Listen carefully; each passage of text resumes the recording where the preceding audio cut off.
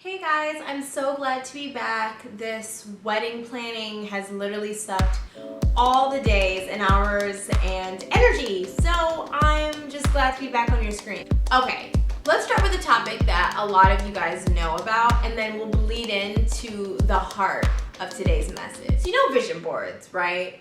You get a bunch of magazines, pictures, or whatnot, and you create a board that represents where you see yourself in your career, in your life. So specifically targeting your career, we have these amazing pictures that look pretty intimidating to get if you don't have the right plan. You may not have figured out how to get there. Compared to your vision board, you're probably in a space right now that you simply hate. And not because it's a bad fit for you in your career, but because it just sucks. You would probably categorize that as the pits.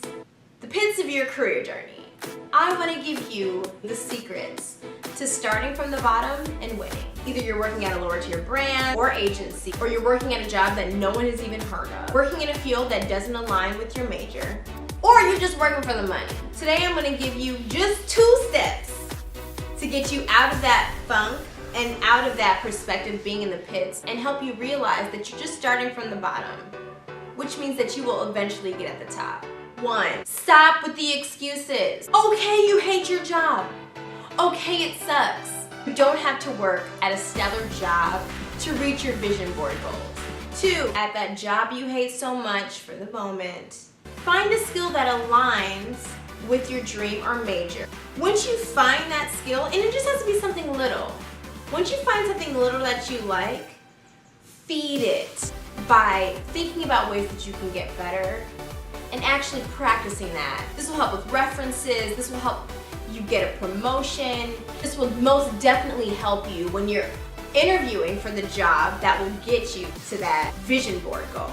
Understand that the job that you're at right now is just the tee-up. You know what the tee-up is. This is just temporary. Also, watch my vlog where I talk about excuses, because that will help too. And overall, understand that you're competing with guys and gals that has all their ducks in place to reach your vision board dreams. And unlike you, they took the traditional route. They went to the best school, they got the best grades, they got the perfect internship that aligned with the industry you want to get into, and they're competing for the job that you want.